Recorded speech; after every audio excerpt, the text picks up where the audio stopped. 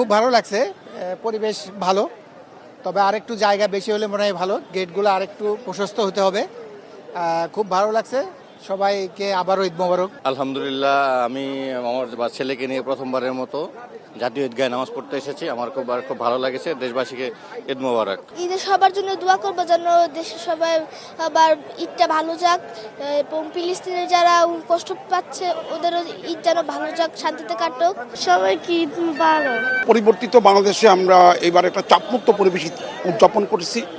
আমরা একটা বৈষম্যহীন বাংলাদেশ চাই, একটা মানবিক গণতান্ত্রিক বাংলাদেশ চাই। আজকে ঈদের দিনে আমি বাংলাদেশের সমস্ত জনগণকে দলমত নির্বিশেষে এবং প্রবাসী সকলকে ঈদের শুভেচ্ছা জানাই। আজকে এই ঈদ পরবর্তীতে আল্লাহকে দোয়া করছি যে আল্লাহ যেন ফিলিস্তিনবাসীকে রহমত বর্ষিত করুক। আলহামদুলিল্লাহ অনেক ভালো লেগেছে, মেয়েদের জন্য অনেক সুব্যবস্থা ছিল।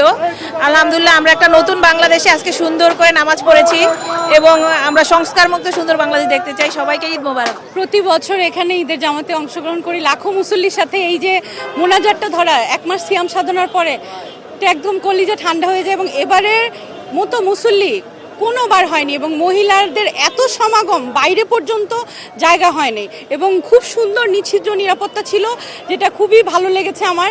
বর্তমান সরকারের আমলে অর্থাৎ দ্বিতীয় মুক্তিযুদ্ধের এই পিরিয়ডে যে এত সুশৃঙ্খলভাবে ঈদ উদযাপন হয়েছে এটা কল্পনা অতীত, এটা বিগত দিনে আমরা এতটুকু হয় নাই। এই জন্য এই সুন্দরভাবে আজকের এই উদযাপনটা করাতে আমি প্রশাসনকে এবং উপদেষ্টা মণ্ডলী সহ দেশবাসী প্রবাসী যারা আছে সবাইকে ধন্যবাদ জানাচ্ছি, ঈদের শুভেচ্ছা জানাচ্ছি। আলহামদুলিল্লাহ, আজকের আনন্দটা বাড়িয়ে দিয়েছে আমাদের মাননীয় উপদেষ্টা এসেছিলেন এবং আমি নিজে পাশে দাঁড়িয়ে নামাজ পড়ার সৌভাগ্য হয়েছে। সাথে নাহিদ ইসলাম ছিলেন, সাকিব ভাই ছিলেন। আলহামদুলিল্লাহ, সেজন্য আমার আনন্দ দ্বিগুণ বেড়েছে আর কি। আলহামদুলিল্লাহ।